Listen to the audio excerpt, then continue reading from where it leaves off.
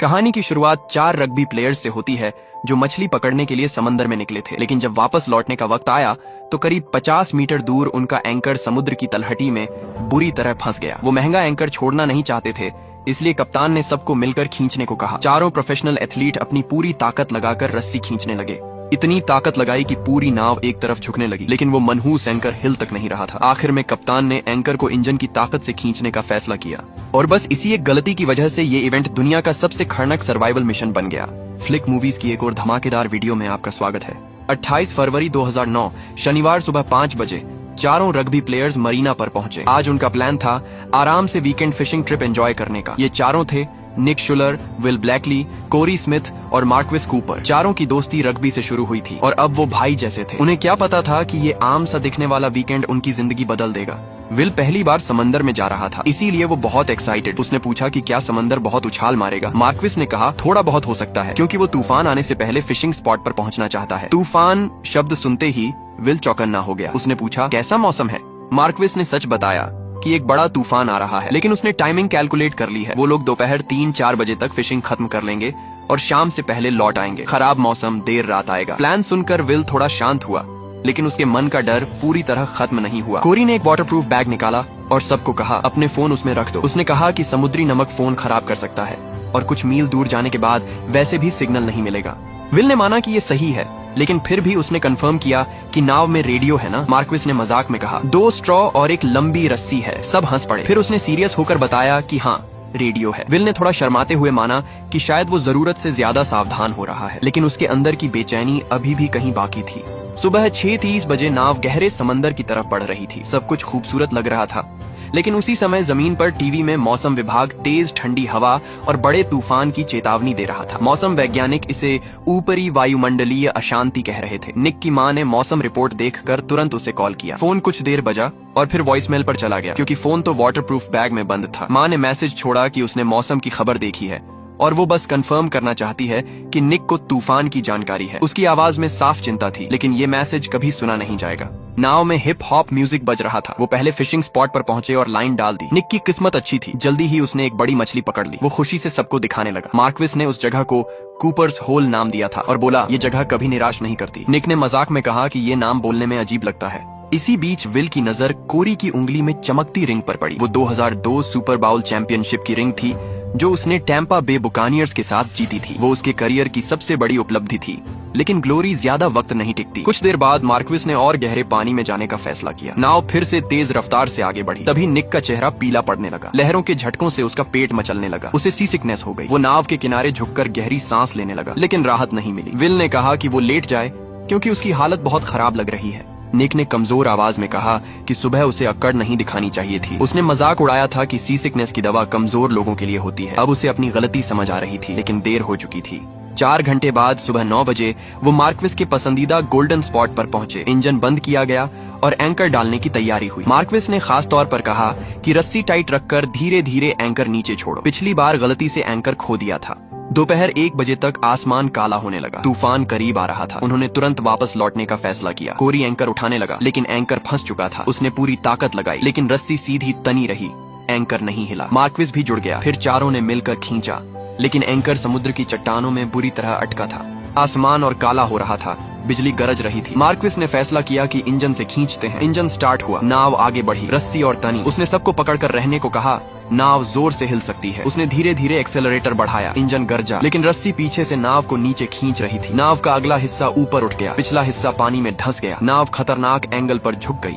चारों लोग रेलिंग पकड़कर लटके हुए थे। उनकी पूरी नजर पीछे की तनी रस्सी पर थी। किसी ने सामने से आती खतरे की दीवार नहीं देखी। एक विशाल लहर सामने से उठ रही थी। आसमान काला था और वो लहर एक चलती हुई पानी की दीवार जैसी दिख रही थी।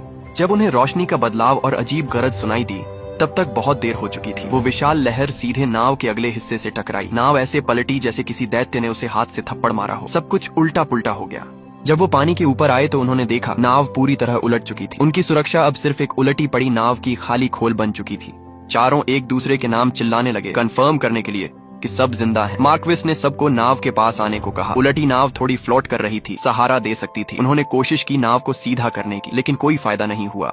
तभी विल को याद आया एंकर की रस्सी अभी भी जुड़ी है, वही वजन नाव को नीचे खींच रहा है, लेकिन कांटे कैसे? कोई चाकू नहीं था। विल पानी में डुबकी लगाकर गया और प्रोपेलर के तेज किनारे से रस्सी काट दी।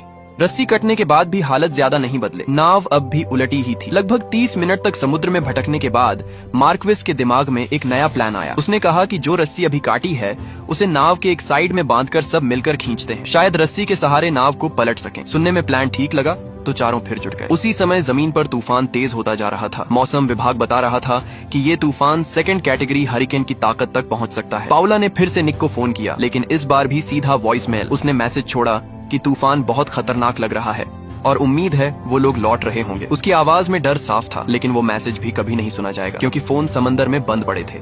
उलटने के करीब 5 घंटे बाद चारों को समझ आ गया कि नाव सीधी करना लगभग नामुमकिन है। नाव भारी थी और ठंडे पानी में उनकी ताकत तेजी से खत्म हो रही थी। हर कोशिश में एनर्जी जा रही थी और इस बर्फ जैसे ठंडे पानी में ताकत ही जिंदगी थी। धीरे धीरे सबको मानना पड़ा कि वो इस नाव को नहीं पलट सकते।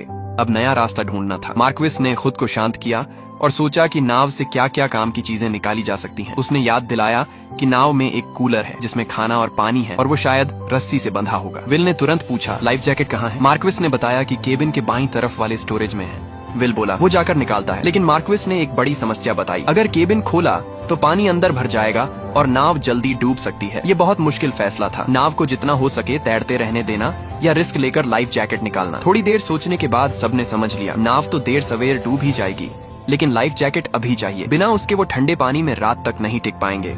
मार्क्विस ने खुद जाने का फैसला किया। कप्तान होने के नाते वो जिम्मेदारी ले रहा था, लेकिन दिक्कत ये थी कि उसने मोटे कपड़े पहन रखे थे जिनसे वो पानी में डूब नहीं पा रहा था। उसने शर्ट उतार दी, भले इससे उसे और ठंड लगे। गहरी सांस लेकर वो पानी में डूब गया। इस बार वो सफल हुआ। अंधेरे पानी में टटोलते हुए उसने केबिन का हैंडल पकड़ा। ऊपर बाकी तीनों ने महसूस किया कि नाव थोड़ी और नीचे जा रही है, लेकिन कुछ ही पल में वो रुक गई। थोड़ी देर बाद मार्क्विस पानी से बाहर आया, हाथ में लाइफ जैकेट लिए। तीनों ने राहत की सांस ली। फिर वो दोबारा गया और 2 और लाइफ जैकेट निकाल लाया। थोड़ा आराम करने के बाद वो तीसरी बार गया और इस बार फ्लेयर गन लेकर आया। ये असली उम्मीद थी। फ्लेयर मतलब सिग्नल भेजने का मौका। अगर कोई जहाज पास से गुजरा तो शायद देख ले। अब केबिन में लगभग 15 बोतल पानी बची थी। अगर वो मिल जाती तो वो ज्यादा देर टिक सकते थे। इस बार कोरी ने कहा कि वो जाएगा, लेकिन जैसे ही वो नीचे गया कुछ सेकंड में वापस आ गया। उसने घबराकर कहा कि उसे कुछ दिख नहीं रहा, पानी बहुत ठंडा है, वो दोबारा नहीं जाएगा। तभी दूर से एक आवाज आई, जहाज का हॉर्न। चारों अचानक जोश में चिल्लाने लगे। उन्होंने हाथ हिलाए, फ्लेयर चलाया। वो पागलों की तरह चिल्ला रहे थे, उम्मीद कर रहे थे कि जहाज उन्हें देख ले, लेकिन जहाज अपनी दिशा में चलता रहा। हॉर्न की आवाज धीरे धीरे दूर होती गई। जहाज अंधेरे और तूफान में गायब हो गया। उनकी आवाजें धीरे धीरे थम गईं। कुछ पल पहले की उम्मीद अब फिर से खालीपन में बदल गई थी। अचानक निक को याद आया, उसका बैग, उसमें फोन है। अगर वो बैग मिल जाए तो शायद कॉल कर सकें। ये सोचकर सबके अंदर फिर उम्मीद जगी। निक ने कहा उसे थोड़ा आराम चाहिए ताकि शरीर थोड़ा गर्म हो जाए, फिर वो डुबकी लगाएगा। इसी बीच माहौल थोड़ा हल्का करने के लिए विल ने मजाक किया। उसने कोरी से पूछा कि क्या इससे भी बुरा कुछ हो सकता है, जैसे पिछले साल डेट्रॉइट की टीम का 0-60 का रिकॉर्ड। सब थके हुए थे, फिर भी हल्की सी हंसी निकल गई। कोरी बोला कि शायद ये पहली बार है जब वो कहेगा कि काश वो अभी डेट्रॉइट में होता। जमीन पर पावला और निक की माँ फोन पर बात कर रही थी। दोनों परेशान थीं क्योंकि किसी से संपर्क नहीं हो पा रहा था। आखिर उन्होंने पुलिस को कॉल करने का फैसला किया। समंदर में निक ने ताकत जुटाई और डुबकी लगाकर बैग निकाल लाया। तीनों खुश हो गए। उन्होंने फोन निकाले और कॉल करने की कोशिश की, लेकिन कोई सिग्नल नहीं। निक गुस्से और निराशा में चिल्लाया, 911 तो हर जगह लगना चाहिए ना, सैटेलाइट वगैरह कुछ नहीं होता। लेकिन सच ये था कि समंदर के बीचों बीच उनका फोन बेकार था। आधुनिक दुनिया का सबसे जरूरी उपकरण यहाँ सिर्फ एक बंद डिब्बा बन चुका था। मार्क्विस ने कहा, फोन बंद कर दो, अगर सिग्नल नहीं है तो बैटरी बचानी होगी, शायद बाद में कहीं सिग्नल मिल जाए। उधर पुलिस को रिपोर्ट मिल चुकी थी। मरीना में एक पिकअप ट्रक मिला था जिसके पीछे खाली ट्रेलर था। शक था कि वो लोग समंदर में फंस गए हैं। कोस्ट गार्ड को खबर दे दी गई थी। सर्च ऑपरेशन शुरू हो चुका था, लेकिन समंदर में फंसे चारों को ये नहीं पता था कि मदद रास्ते में है। रात गहराने लगी। मार्क्विस की हालत बिगड़ने लगी। उसका शरीर बुरी तरह कांप रहा था, दांत किटकिटा रहे थे। वो बोल भी मुश्किल से पा रहा था कि उसे बहुत ठंड लग रही है। निक ने उसे समझाया कि अभी ठंड लगना अच्छा संकेत है, इसका मतलब है शरीर अभी भी लड़ रहा है। असली खतरा तब है जब इंसान को ठंड महसूस होना बंद हो जाए। तब शरीर का तापमान खतरनाक स्तर तक गिर चुका होता है और दिमाग गलत सिग्नल देने लगता है। उन्होंने खुद को मोटिवेट करने के लिए ट्रेनिंग के दौरान चिल्लाया जाने वाला नारा दोहराया। वो नारा अब सिर्फ शब्द नहीं था, बल्कि जिंदा रहने की जिद थी। तभी कोरी ने देखा कि बारिश रुक गई है। निक ने कहा, शायद भगवान ने सुन ली। लेकिन उसी वक्त दूर से एक अजीब सी गड़गड़ाहट सुनाई दी। ये बिजली की आवाज नहीं थी, कुछ बड़ा उनकी तरफ आ रहा था। चारों ने ध्यान से सुना। आवाज तेज होती जा रही थी और फिर उन्होंने देखा चारों ने कान खड़े कर लिए। वो अजीब सी गड़गड़ाहट लगातार तेज होती जा रही थी। ये आवाज बिजली की नहीं थी, कुछ अलग थी, जैसे कोई बहुत बड़ी चीज पानी को चीरते हुए उनकी तरफ आ रही हो। कोरी ने भी साफ सुना। सबने सांस रोक ली और अंधेरे में देखने की कोशिश करने लगे कि आखिर ये आवाज कहाँ से आ रही है। समंदर की सतह पर हलचल बढ़ने लगी थी। दूर पानी के ऊपर कुछ भारी सा हिलता हुआ दिख रहा था। गड़गड़ाहट अब और पास आ चुकी थी। लहरों का पैटर्न भी बदलने लगा था, जैसे कोई ताकतवर चीज पानी को धकेल रही हो। चारों पूरी तरह चौकन्ने हो गए। उनकी धड़कनें तेज हो गईं। ठंड, थकान और डर के बीच वो समझने की कोशिश कर रहे थे कि आखिर सामने क्या है। गड़गड़ाहट अब बिल्कुल पास आ चुकी थी। तभी एक बहुत बड़ी लहर दीवार की तरह पूरी तबाही लेकर उनकी तरफ दौड़ी। उसका जोर इतना भयानक था कि चारों को नाव से अलग अलग दिशाओं में उछालकर फेंक दिया। दुनिया फिर से घूमने लगी। ऊपर नीचे सब उल्टा पुल्टा हो गया। चारों तरफ से समुद्र का पानी टूट कर आया और सब कुछ निगल गया। कानों में बस टेढ़ी मेढ़ी चीखों की आवाज गूंज रही थी, जो पानी के अंदर दबकर अजीब और दूर सी लग रही थी। चारों अलग अलग जगह पर समंदर की सतह पर तैर रहे थे। हर कोई अंधेरे में छटपटा रहा था, एक दूसरे को ढूंढने की कोशिश कर रहा था, उस पलटी हुई नाव को ढूंढने की कोशिश कर रहा था जो अब उनका इकलौता सहारा थी। अचानक विल चिल्लाया कि उसे नाव दिख रही है। निक पूरी ताकत लगाकर उसकी दिशा में तैरने लगा। कुछ मिनटों की तलाश जो घंटों जैसी लग रही थी, उसके बाद चारों किसी तरह फिर से नाव तक पहुंच गए और दोबारा साथ इकट्ठा हो गए। तभी विल दर्द से कराह उठा। उसकी टांग किसी चीज से कट गई थी और खून बह रहा था। उसी वक्त एक और बड़ी लहर आकर उन पर गिरी। उधर तट रक्षक अधिकारी क्रूज को अभी तक कोई आधिकारिक रिपोर्ट नहीं मिली थी, लेकिन बंदरगाह पर एक गाड़ी खड़ी मिली जिसके पीछे खाली बोट ट्रेलर लगा था। पार्किंग में वहीं एकमात्र गाड़ी बची थी। कोई इमरजेंसी सिग्नल नहीं आया था, न ही कोई SOS बीकन। क्रूज ने हालात को समझने की कोशिश की। तूफान दोपहर से ही अंदर की तरफ बढ़ रहा था। ऐसे तापमान में अगर कोई पानी में गिर जाए तो उसके जिंदा रहने का समय बहुत सीमित होता है। उसने तुरंत अलर्ट जारी किया, सभी फ्रीक्वेंसी मॉनिटर करने को कहा और चैनल 16 पर कॉल करने का आदेश दिया। सर्च और रेस्क्यू ऑन ऑपरेशन शुरू कर दिया गया, लेकिन तूफानी रात में बहुत कम किया जा सकता था और हर मिनट की देरी समंदर में फंसे लोगों के लिए जिंदगी और मौत का फर्क बन सकती थी। समंदर में हालात और खराब होते जा रहे थे। बड़ी बड़ी लहरें बार बार उठती, चारों को नाव से गिरा देती और वे फिर तैरकर वापस चढ़ने की कोशिश करते। हर बार की टक्कर उनकी ताकत खत्म कर रही थी। हर बार नाव पर चढ़ना पहले से ज्यादा मुश्किल होता जा रहा था। अचानक कोई चिल्लाया कि नीचे कुछ बहुत बड़ा है, जैसे कोई विशाल जानवर। माहौल में घबराहट भर गई। मार्क्विस की प्रतिक्रिया बहुत कमजोर थी। वह कांपती आवाज में बोल रहा था। निक बार बार उसका नाम पुकार रहा था। मार्क्विस टूटती फूटती आवाज में बोला कि उसे महसूस हो रहा है कि उसके अंदर कुछ हो रहा है, जैसे अंदर की तरफ खिंचाव हो रहा हो, जैसे शरीर का कंट्रोल जा रहा हो। उसे लग रहा था उसकी ताकत धीरे धीरे खत्म हो रही है। निक ये सब सुनना नहीं चाहता था। उसने जोर से उसे रोका और कहा, ऐसी हार मानने वाली बातें मत करो, सबको डटे रहना होगा। लेकिन मार्क्विस बहुत कमजोर आवाज में कहता रहा कि अगर उसे यहीं मरना है तो ये शायद उसकी किस्मत है। नमकीन समुद्र ही उसकी जगह है। उसने सुबह कहा था कि समुद्र उसे सुकून देता है, घर जैसा एहसास देता है। शायद यही उसका असली घर है। उसकी आवाज और कमजोर हो गई। उसकी आंखें खाली होने लगीं। अचानक उसकी आंखों में हल्की चमक आई। वह कहीं देखने लगा और बुदबुदाया कि उसे अपनी बेटी दिख रही है, जैसे वह मुस्कुरा रही हो, हाथ बढ़ाकर उसे गले लगाने आ रही हो। निक को तुरंत समझ आ गया कि कुछ गलत है। उसने जोर से कहा कि उसकी बेटी यहाँ नहीं है, वह यहाँ नहीं है। उसने मार्क्विस को झकझोरा ताकि वह होश में आए, लेकिन उसकी आंखों में बस उलझन और तड़प थी। सबसे कमजोर पल में उसका दिमाग उसे सबसे गर्म और प्यारी तस्वीर दिखा रहा था। निक चिल्लाता रहा कि वे लोग यहाँ नहीं हैं, ये सब भ्रम है। किसी ने घबराकर पूछा क्या हो रहा है। निक ने भारी आवाज में कहा, हाइपोथर्मिया। मार्क्विस का शरीर का तापमान खतरनाक स्तर तक गिर चुका है। शरीर काम करना बंद कर रहा है, दिमाग पर असर पड़ रहा है, इसलिए उसे भ्रम हो रहे हैं। निक ने कहा, उसे गर्मी चाहिए, शरीर की गर्मी। वे सब उसे घेर कर अपने शरीर की गर्मी से उसे गर्म रखने की कोशिश करें। यही अभी उनका इकलौता रास्ता है। चारों एक साथ सटकर खड़े हो गए, मार्क्विस को बीच में लेकर। ठंडे पानी में खड़े होकर वे अपनी बची खुची गर्मी उसे देने की कोशिश कर रहे थे, लेकिन उनकी खुद की गर्मी भी तेजी से खत्म हो रही थी। वे उसे कितना बचा सकते थे। रात लंबी थी, तूफान जारी था, उनकी जिंदगी की लौ धीरे धीरे बुझ रही थी। मार्क्विस सबसे पहले खतरे में पड़ा था, लेकिन सब जानते थे अगर हालात नहीं बदले तो बाकी भी ज्यादा देर नहीं टिकेंगे। अंधेरे और ठंड में चारों पूरी ताकत से साथ चिपके रहे, आखिरी हिम्मत से प्रकृति की बेरहमी के खिलाफ लड़ते हुए। उन्हें नहीं पता था सुबह आएगी या नहीं, बचाव दल उन्हें ढूंढ पाएगा या नहीं। इस पल तक वे जिंदा थे, वे अभी भी लड़ रहे थे। उधर जमीन पर पाओला ने फिर से निक को मैसेज छोड़ा कि उसे बहुत चिंता हो रही है। उसने बताया कि पार्किंग में मार्क्विस की ट्रक ही अकेली खड़ी मिली है। वह खुद को समझाने की कोशिश कर रही थी कि शायद चारों दोस्त कहीं बैठकर शराब पी रहे हों और फोन बंद हो गया हो। निक की माँ भी बेचैनी से इंतजार कर रही थी। मार्क्विस की पत्नी रेबेका ने भी फोन किया। दोनों औरतों को अपने पतियों की कोई खबर नहीं थी। रेबेका ने कहा कि मार्क्विस ने बताया था कि वह देर से लौट सकता है, लेकिन फोन बंद होना अजीब लग रहा है। उसने खुद को मजबूत दिखाने की कोशिश की और कहा कि चारों मजबूत आदमी हैं, कुछ नहीं होगा। फोन रखने के बाद दोनों औरतें एक दूसरे को दिलासा देती रहीं, लेकिन अंदर का डर बढ़ता जा रहा था। समुद्र में हालात तेजी से बिगड़ रहे थे। विल कोशिश कर रहा था कि मार्क्विस होश में रहे। कुछ देर के लिए वह संभला, लेकिन फिर उल्टी सीधी बातें करने लगा। उसकी बातें समझ नहीं आ रही थीं। अचानक वह बेकाबू होकर जोर जोर से छटपटाने लगा। उसकी ताकत हैरान करने वाली थी, जबकि वह बेहद कमजोर हालत में था। एथलीट जैसा शरीर अभी भी उसमें अचानक ताकत भर रहा था। बाकी तीनों को मिलकर उसे पकड़ना पड़ा। वह चिल्ला रहा था, मुझे छोड़ दो। उसकी आंखें खाली हो चुकी थीं। साफ था कि वह हकीकत और भ्रम में फर्क नहीं कर पा रहा था। शायद उसके दिमाग में कोई डरावना दृश्य चल रहा था और जो लोग उसे पकड़ रहे थे वह उन्हें दुश्मन समझ रहा था। उधर तटरक्षक दफ्तर में रिपोर्ट आई कि रेबेका का फोन आया है। उसने बताया कि उसका पति मार्क्विस और उसके 3 दोस्त सुबह समुद्र में गए थे और तब से लापता हैं। यह सुनकर क्रूज को पता चला कि मार्क्विस और कोरी पहले प्रोफेशनल फुटबॉल खिलाड़ी रह चुके हैं। 4 ताकतवर आदमी करीब 110 किलोमीटर दूर गहरे समुद्र में भयानक तूफान में फंसे हुए। सूरज डूब चुका है और कोई सिग्नल नहीं। क्रूज ने गंभीर आवाज में कहा कि हाइपोथर्मिया सबसे डरावनी मौत होती है, खासकर उन लोगों के लिए जिनके शरीर में चर्बी कम होती है। शरीर का तापमान 35 डिग्री से नीचे जाते ही नसें सिकुड़ने लगती हैं, मांसपेशियां जवाब देने लगती हैं, दिमाग पर असर होता है, भ्रम और पागलपन शुरू हो जाता है और अंत में शरीर पूरी तरह हार मान लेता है। उसने तुरंत स्थिति को डिस्ट्रेस यानी गंभीर खतरे में बदल दिया। फिक्स्ड विंग विमान और ब्लैक हॉक हेलीकॉप्टर तुरंत उड़ान भरने लगे। रेबेका से जीपीएस रिकॉर्ड मंगवाया गया ताकि उनके मछली पकड़ने वाले इलाके की लोकेशन मिल सके। इंजन की गड़गड़ाहट के साथ रेस्क्यू प्लेन अंधेरे और खतरनाक समुद्र की ओर उड़ गए।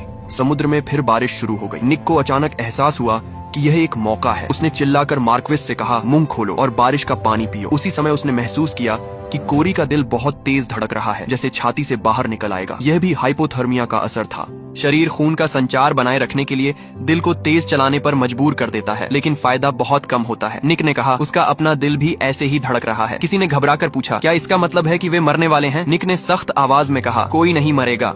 आसमान में रेस्क्यू प्लेन उड़ रहे थे। पायलट ने रेडियो पर बताया कि कुछ भी साफ दिखाई नहीं दे रहा।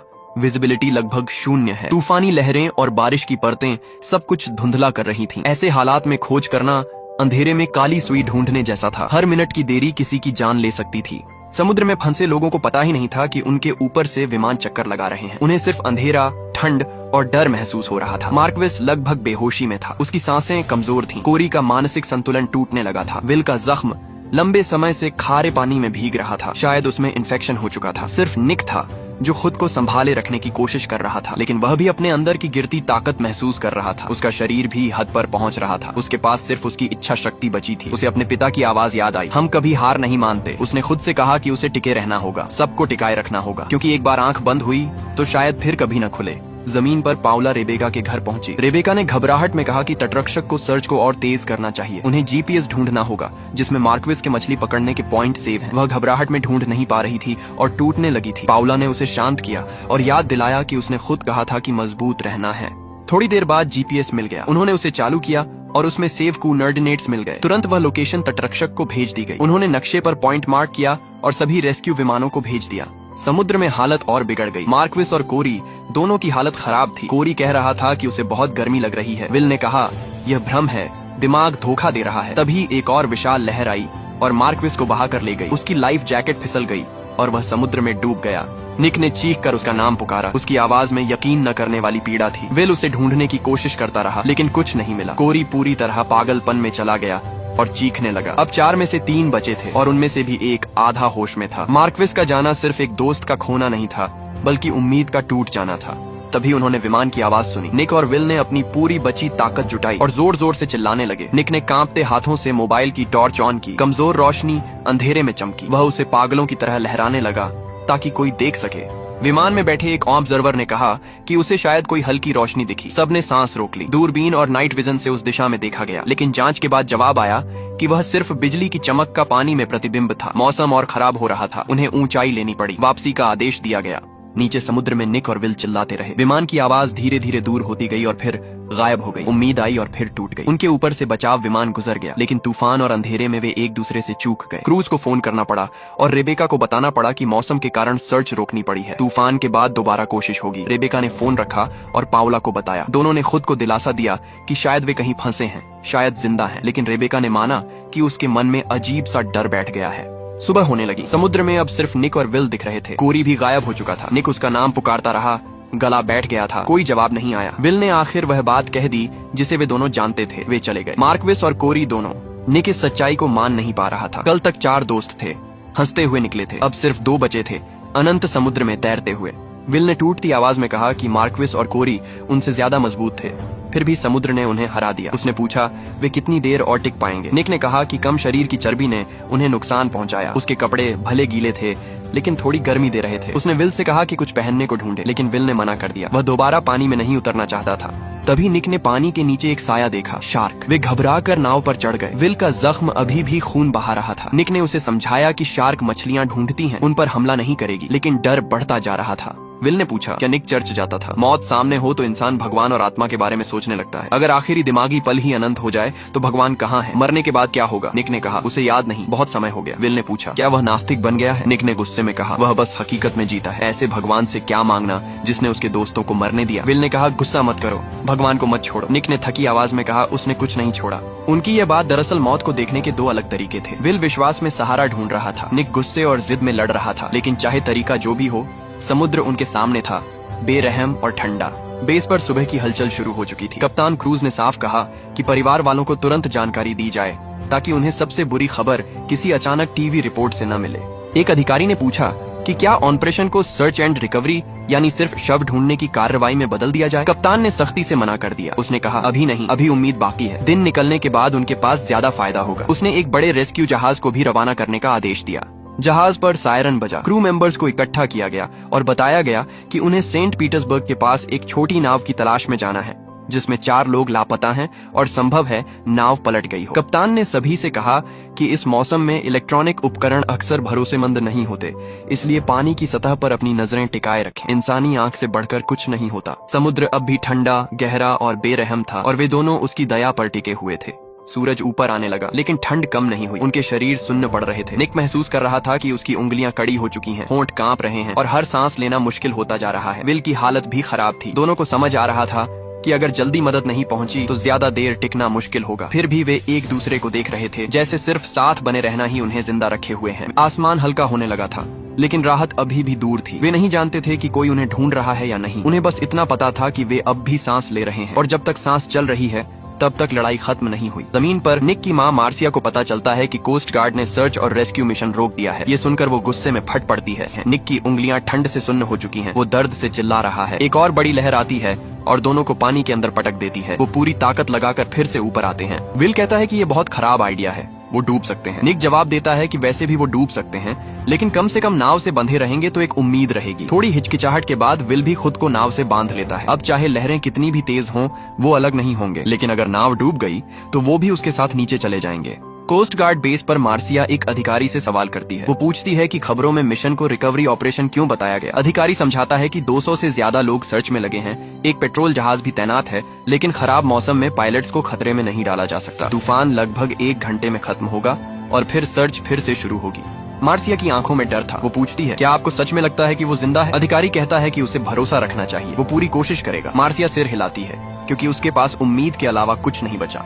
समुद्र में दोनों बार बार लहरों से नीचे गिरते और फिर नाव पर चढ़ते हैं। वो पूरी तरह टूट चुके हैं लेकिन अभी जिंदा है। अचानक उन्हें हवाई जहाज की आवाज सुनाई देती है। दोनों आखिरी ताकत लगाकर हाथ हिलाते हैं। विल कहता है अब दिन निकल आया है, वो हमें जरूर देख लेंगे। लेकिन विमान बिना कोई प्रतिक्रिया दिए आगे उड़ जाता है। वो धीरे धीरे आसमान में गायब हो जाता है। दोनों निराश होकर उसे जाते देखते हैं। अब दिन है, उनके चमकीले लाइफ जैकेट साफ दिख रहे हैं, फिर भी किसी ने उन्हें नहीं देखा। उम्मीद फिर से आई और फिर चली गई। कुछ देर की खामोशी के बाद निक थके हुए स्वर में कहता है कि उन्हें पानी में 24 घंटे हो चुके हैं। विल पूछता है कि कोस्ट गार्ड कब तक खोज बंद रखेगा। निक कहता है कि उसे नहीं पता। विल कहता है कि अगर उन्हें खाना ढूंढने के लिए पानी में जाना है तो अभी जाना चाहिए जब तक रोशनी है। निक सहमत होता है। वो कपड़े उतारने की सोचता है लेकिन विल कहता है कि वो खुद जाएगा। वो गहरी सांस लेकर पानी में उतर जाता है। अंधेरे केबिन में टटोलते हुए आखिर उसे एक प्लास्टिक बैग मिलता है। वो ऊपर आता है, उसमें सरसों फ्लेवर वाले प्रेटजेल थे। विल हल्की मुस्कान के साथ कहता है कि उसे ये स्वाद पसंद नहीं, लेकिन दोनों भूखे थे। वो तेजी से खाने लगते हैं। अचानक विल दूर इशारा करता है और पूछता है वो जमीन है क्या? निक देखता है, दूर कुछ ऐसा दिख रहा था जैसे जमीन की परछाई हो। दोनों को एक जैसा ही दिखाई दे रहा था। निक फोन निकालता है लेकिन उंगलियां सुन्न है। विल फोन चलाता है, स्क्रीन पर नो सिग्नल दिखता है। निक उलझन में पूछता है क्या ये भ्रम हो सकता है? विल कहता है 2 लोग एक जैसा भ्रम कैसे देख सकते हैं? कई घंटों से कोई विमान नहीं दिखा। विल कहता है या तो अभी तैरकर वहाँ पहुँचते हैं या फिर कभी नहीं। वो एक और रात नहीं झेल पाएंगे। दोनों रस्सी खोलते हैं और उस दिशा में तैरने लगते हैं, लेकिन कुछ ही देर में विल को एहसास होता है कि कुछ गलत है। वो चिल्लाता है कि वो जमीन नहीं, भ्रम है। शरीर की कमजोरी दिमाग से खेल कर रही है। इससे भी बुरा ये कि जब वो पीछे मुड़कर नाव की तरफ देखता है तो नाव भी नहीं दिखती। वो भ्रम के पीछे तैरते हुए नाव से बहुत दूर आ गए थे। दोनों एक दूसरे का नाम चिल्लाते हैं। अंधाधुंध पानी में तैरते हुए उलटी पड़ी नाव ढूंढने की कोशिश करते हैं। आखिरकार निक नाव ढूंढ लेता है और उसे चिपक जाता है। वो विल को पुकारता रहता है। थोड़ी देर बाद विल भी नाव तक पहुंच जाता है। दोनों फिर से साथ हो जाते हैं। कोस्ट गार्ड बेस पर कैप्टन क्रूज लगातार सर्च ऑपरेशन को कोऑर्डिनेट कर रहा था, लेकिन अब तक कोई टारगेट नहीं मिला था। रिपोर्ट आई कि उन्होंने 66 नॉटिकल माइल तक सर्च कर लिया है और अंधेरा होने तक जारी रखेंगे। समुद्र की सतह पर कुछ भी नजर नहीं आ रहा था। वो लोग अब 30 घंटे से समुद्र में भटके हुए थे। समुद्र में निक देखता है कि विल बहुत ज्यादा शांत हो गया है। वो पूछता है, तू ठीक है ना? विल बिखरी हुई आवाज में कहता है कि वो बस सोच रहा है। वो सोच रहा था कि नाव अभी तक पूरी तरह डूबी क्यों नहीं है। वो ये भी सोच रहा था कि अगर उसकी मौत हो गई तो लोग उसकी फ्यूनरल में क्या कहेंगे। यहाँ तक कि उसे शक होने लगता है कि क्या उसकी लाश कभी मिलेगी भी या नहीं। विल का दिमाग अब ठीक से काम नहीं कर रहा था। वो बुदबुदाने लगता है कि उसे उस लड़की से शादी कर लेनी चाहिए थी और उसे 1.5 कैरेट की डायमंड रिंग दिलानी चाहिए थी। वो कल्पना करने लगता है कि अगर उसने उससे शादी की होती तो वो इस ट्रिप पर जाने से मना कर देती। तब वो अभी घर पर होता, उसके साथ बच्चों की प्लानिंग कर रहा होता। विल कमजोर आवाज में निक से कहता है कि क्या वो उसके माता पिता को कुछ बता सकता है। वो पूरे वाक्य भी नहीं बना पा रहा था, बस बार बार यही कह रहा था, मेरी मम्मी को बता देना। निक मना कर देता है। वो कहता है कि वो उसके माता पिता को कुछ नहीं बताएगा क्योंकि विल खुद जाकर बताएगा, लेकिन विल बार बार वही दोहराता रहता है। फिर अचानक वो कहता है कि उसे बहुत गर्मी लग रही है, उसे ठंड नहीं लग रही। वो कहता है कि बस थोड़ा और गर्म होना चाहता है। निक समझ जाता है कि ये हाइपोथर्मिया का आखिरी स्टेज है। जब इंसान को ठंड की जगह गर्मी महसूस होने लगे तो इसका मतलब होता है कि दिमाग ने शरीर के तापमान को समझना बंद कर दिया है। मौत बहुत करीब होती है। विल अपने कपड़े उतारने लगता है। निक पूरी ताकत से उसे रोकता है और चिल्लाता है कि ऐसा मत कर। तभी एक और बड़ी लहर आती है और विल को पानी में बहा ले जाती है। निक रस्सी पकड़कर पूरी ताकत से उसे वापस खींच लेता है, लेकिन तब तक विल बेहोश हो चुका था। एक और जबरदस्त लहर आती है। इस बार विल का शरीर लहरों में खो जाता है और अंधेरे समुद्र में गायब हो जाता है। निक जोर जोर से विल का नाम चिल्लाता है, लेकिन जवाब में सिर्फ समुद्र की आवाज आती है। विल चला गया था, मार्क्विस चला गया था, कोरी भी चला गया था। कभी 4 जिगरी दोस्त थे, अब सिर्फ निक अकेला बचा था, अंधेरे समुद्र में तैरता हुआ। वो गुस्से में आसमान की तरफ चिल्लाता है, गालियां देता है, अपने अंदर का सारा दर्द, गुस्सा और बेबसी बाहर निकाल देता है। वो खुद से पूछता है, मैं ही क्यों जिंदा बचा, बाकी तीनों क्यों चले गए। उसके दिमाग में उसके पिता की आवाज गूंजती है, हारने वालों में कभी शामिल मत होना। लेकिन इस पल निक को समझ नहीं आ रहा था कि वो किसके लिए लड़ रहा है। उसके सारे दोस्त मर चुके थे। वो अकेला समुद्र में था। रेस्क्यू शायद कभी नहीं आने वाला था, लेकिन वो अब भी जिंदा था। वो अभी सांस ले रहा था। जब तक सांस बाकी है उसे लड़ते रहना होगा। वो ये अपने 3 दोस्तों का कर्ज मानता है। उसे जिंदा रहना होगा ताकि वो उनकी कहानी दुनिया तक पहुंचा सके, ताकि उनके घर वालों को पता चले कि उन्होंने आखिरी सांस तक कितनी बहादुरी से लड़ाई लड़ी। निक नाव को कसकर पकड़े रहता है। अंधेरा और गहरा हो जाता है। वो अकेले ही अपनी जिंदगी की लड़ाई जारी रखता है। बेस पर एक अधिकारी सबको संबोधित करते हुए कहता है कि वो समझता है सब लोग क्या महसूस कर रहे हैं, लेकिन अभी वो यहाँ से जा नहीं सकते। उम्मीद ही उनकी सबसे बड़ी ताकत है और यही उनके पास बची हुई आखिरी चीज है। वो सबसे कहता है कि भगवान पर भरोसा रखें, दुआ करें कि उन लड़कों को ढूंढ लिया जाए और उन्हें सुरक्षित घर वापस लाया जा सके। कुछ समय बाद आदेश आता है कि सर्च ऑपरेशन खत्म किया जाए और सब यूनिट्स वापस लौट आए। कई नाविक मायूस हो जाते हैं। फिर भी कुछ लोग आपस में कहते हैं कि बस कुछ मिनट और खोज लेते हैं। वो हार मानना नहीं चाहते थे, वो एक आखिरी कोशिश करना चाहते थे। इधर पावला फिर से निक को कॉल करती है। कॉल फिर वॉइसमेल पर चली जाती है। वो मैसेज छोड़ते हुए कहती है कि बहुत देर हो चुकी है, सब बहुत परेशान है। वो मजाक में कहती है, क्या तुम सस्पेंस बना रहे हो? लेकिन कुछ ही सेकंड में उसकी आवाज भर्रा जाती है। वो कहती है कि उसे उम्मीद है सब ठीक होंगे, शायद सिग्नल के बाहर होंगे, लेकिन उसके दिल में डर है कि शायद वो उसे दोबारा कभी नहीं देख पाएगी। उसकी आवाज टूट जाती है और वो रोते हुए फोन काट देती है। मार्सिया उसके पास आती है और उसे गले लगा लेती है। मार्सिया कहती है कि उसे यकीन है निक जिंदा है। वो महसूस कर सकती है कि वो कहीं ना कहीं अभी भी बाहर है। वो कहती है कि चलो दोनों मिलकर उससे बात करते हैं दिल से, ताकि वो जहां भी हो उसे लगे कि वो अकेला नहीं है। दोनों औरतें एक दूसरे को पकड़कर रोती हैं और खुले समुद्र की तरफ दुआ करती हैं। समुद्र में निक अब पूरी तरह थक चुका है। वो कभी होश में होता है, कभी आधा बेहोश। समुद्र की आवाज पागलों की तरह उसके चारों तरफ गूंज रही है। वो खाली समुद्र की तरफ चिल्लाता है, लेकिन उसकी आवाज बेकार जा रही है। समुद्र में भटके हुए 22 घंटे हो चुके थे। निक को भ्रम होने लगते हैं। उसे अपने दोस्तों की हंसी सुनाई देती है। वो उनके साथ बिताए हुए पल देखता है। वो सब कुछ इतना असली लगता है जैसे हाथ बढ़ाकर छू सकता हो, लेकिन जैसे ही वो पकड़ने की कोशिश करता है सब हवा में गायब हो जाता है। फिर निक एक फैसला करता है। वो उस रस्सी को खोलने लगता है जिसने उसे नाव से बांध रखा था। वही रस्सी जिसने तूफान में उसकी जान बचाई थी। उसकी उंगलियां जमी हुई और भारी थीं, लेकिन वो धीरे धीरे गांठ खोल देता है। रस्सी ढीली हो जाती है। अब वो आजाद था। निक नाव पर पीठ के बल लेट जाता है। नीचे सफेद उलटी पड़ी नाव, ऊपर नीला आसमान। वो आंखें बंद कर लेता है। अब वो न लड़ रहा था, न चिल्ला रहा था, न इंतजार कर रहा था उस मदद का जो शायद कभी नहीं आने वाली थी। उसके तीनों दोस्त जा चुके थे। अब शायद उसे भी उनके पास जाना चाहिए। वो सोचता है कि उसके माता पिता समझ जाएंगे। वो मानते हैं कि उसने पूरी कोशिश की, उसने सच में पूरी कोशिश की। उसकी सांसें धीमी और शांत होने लगती हैं। उसका शरीर ढीला पड़ जाता है। धूप उसके चेहरे पर गर्माहट देती है। लहरें नाव को हल्के हल्के झुला रही हैं। सब कुछ अजीब तरह से शांत लगता है, जैसे अब दर्द नहीं है, ठंड नहीं है, अकेलापन नहीं है। वो सोचता है शायद बस सो जाऊं और सब खत्म हो जाएगा। वो कल्पना करता है कि सपने में वो मार्क्विस, कोरी और विल से मिलेगा। वो सब फिर साथ होंगे, कभी अलग नहीं होंगे। लेकिन ठीक उसी पल एक रेस्क्यू बोट वहां से गुजरती है। वो उसे देख लेती है। उसी क्षण जब निक ने आंखें बंद कर दी थीं, जब उसने आखिरकार लड़ना छोड़ दिया था, तभी चमत्कार होता है। बेस पर तुरंत रिपोर्ट पहुंचती है कि एक टारगेट मिला है। कैप्टन क्रूज तुरंत आदेश देता है कि सभी हेलीकॉप्टर उस लोकेशन पर जाएं। वो 2 दिन से इसी पल का इंतजार कर रहे थे। रेस्क्यू हेलीकॉप्टर उड़ान भरता है और उस जगह पहुंचता है। ऑब्जर्वर रिपोर्ट करता है कि एक वयस्क पुरुष दिखाई दे रहा है। हेलीकॉप्टर निक के ऊपर मंडराता है। निक सिर उठाता है। वो हेलीकॉप्टर देखता है, लेकिन वो इतना कमजोर है कि समझ नहीं पाता कि ये सच है या फिर एक और भ्रम। बेस पर सब लोग सांस रोककर बैठे हैं। कैप्टन क्रूज पूछता है, क्या वो जिंदा है? कुछ सेकंड बाद जवाब आता है, टारगेट जिंदा है।